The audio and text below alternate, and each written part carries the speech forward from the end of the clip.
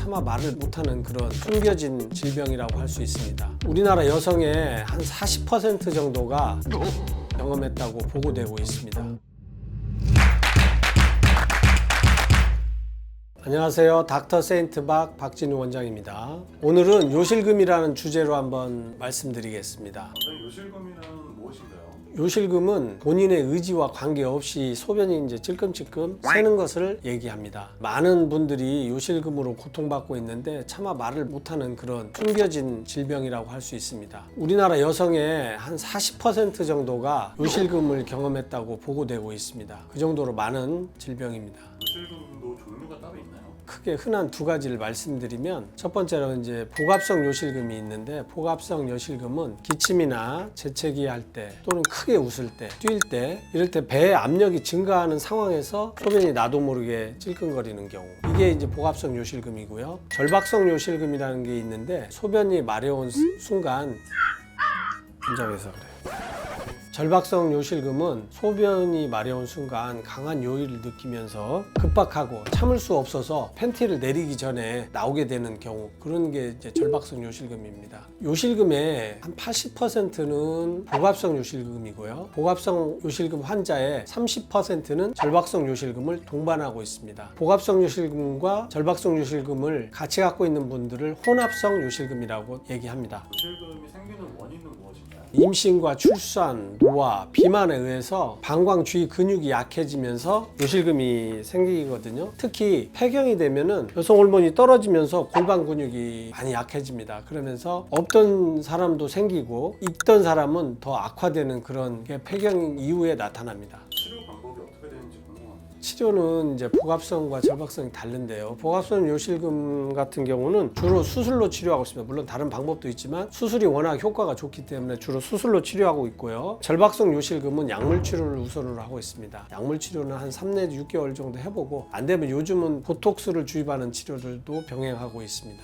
이렇게 절박성 요실금과 복압성 요실금은 치료 방법이 다르거든요. 가끔 이제 요실금 수술하러 왔어요 하시는 분들이 있는데, 이제 그분들을 검사해 보면은 복압성 요실금이 아니고 절박성 요실금입니다. 이제 그러면은 약물 치료를 하시고 진행하겠습니다 하면은 굉장히 서운해 하시는 분도 있습니다. 반대로 혼합성 요실금, 그러니까 복압성과 절박성이 같이 계신 분들을 수술을 하고 났는데, 왜 수술 후에 복압성 요실금은 좋아졌는데 절박성 요실금은 좋아지지 않았어요? 이렇게 물어보시는 분들이 있는데, 수술 후에도 절박성 요실금은 좋아지지 않는 경우가 많이 있습니다. 그래서 꼭 수술 전에 절박성 요실금은 좋아지지 않을 수 있다는 걸 말씀드리고 있습니다. 질성형을 하면 요실금이 치료가 되나요? 이런 질문들을 많이 하시는데, 질성형은 요실금의 근본적인 그 치료 방법이 아닙니다. 물론 좋아집니다. 왜냐하면 질성형 자체가 골반 주위 근육을 이렇게 보강하는 수술이기 때문에 약간의 호전은 있지만 근본적으로 치료가 되지는 않습니다. 그래서 요실금이 심한 분들은 따로 요실금 수술을 꼭 해야만이 됩니다.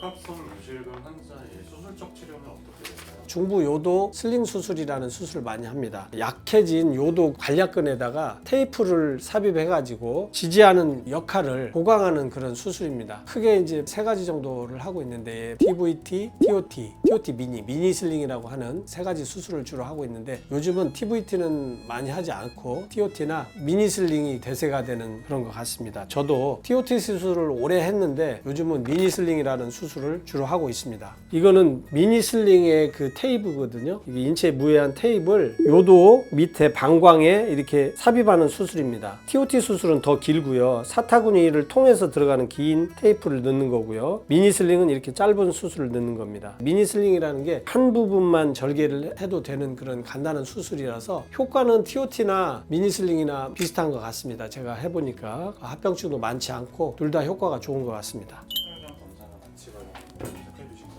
보통 요실금은 복압성 요실금 증상이 명백하고 검사상 소견이 나오면은 바로 진단이 되고요. 수술 전 검사는 간단한 피 검사와 문진 검사, 초음파, 그리고 이제 무엇보다도 요역동학 검사라는 게 있는데, 환자분들이 보험을 적용받는데 꼭 필요한 검사입니다. 물론 건강보험공단 적용받는데도 필요한 검사이고요. 20분 정도 걸리고 번거로운 검사인데 꼭 해야 되는 검사입니다. 요도에다 얇은 관을 꽂고 항문에 관을 꽂고 20분 정도 진행하는 겁니다. 아픈 건 아니고 약간 불편한 검사인 것 맞습니다. 회복 부작용 관련해서 같이 말씀. 요실금 수술은 마취를 하는데 보통은 당일 퇴원이기 때문에 국소하고 수면을 마취를 하고요. 만약 대학병원이나 큰 병원 같이 하루 이틀 입원하는 경우는 전신 마취나 척추 마취를 하기도 합니다. 수술 시간이 한 15분 정도로 아주 짧기 때문에 마취가 이렇게 크게 중요하지는 않는 것 같습니다. 저희 같은 개인 병원은 당일 퇴원을 원칙을 하고 있고요. 보험 수급 절차상 입원을 해야 되는 경우가 있거든요. 그러면 납병동 입원이라고 해서 병원에서 6시간 정도 입원하셨다가 퇴원하시면 됩니다. 회복 기간은 어떻게 되나요?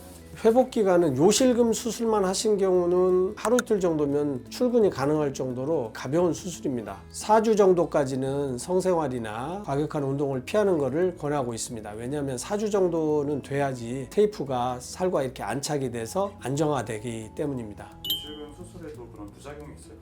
오래돼서 테이프가 노출이 되거나 느슨해져서 뭐 효과가 떨어지거나 아니면 너무 타이트해서 소변을 잘 못 보는 경우 뭐 이런 경우가 있을 수 있는데 이런 건 흔한 건 아니고요. 또 그때그때 다 교정이 되기 때문에 걱정하지 않으셔도 됩니다. 요실금이라는 증상으로 고민하고 계시는 많은 분들이 이 영상을 보고 전문의 선생님과 상담을 하고 또 치료받으셔서 일상생활의 편안함을 다시 되찾으시기를 바라고요. 지금 수술을 고민하고 계시는 분들은 수술 결정에 이 영상이 도움이 되셨기를 바랍니다. 감사합니다.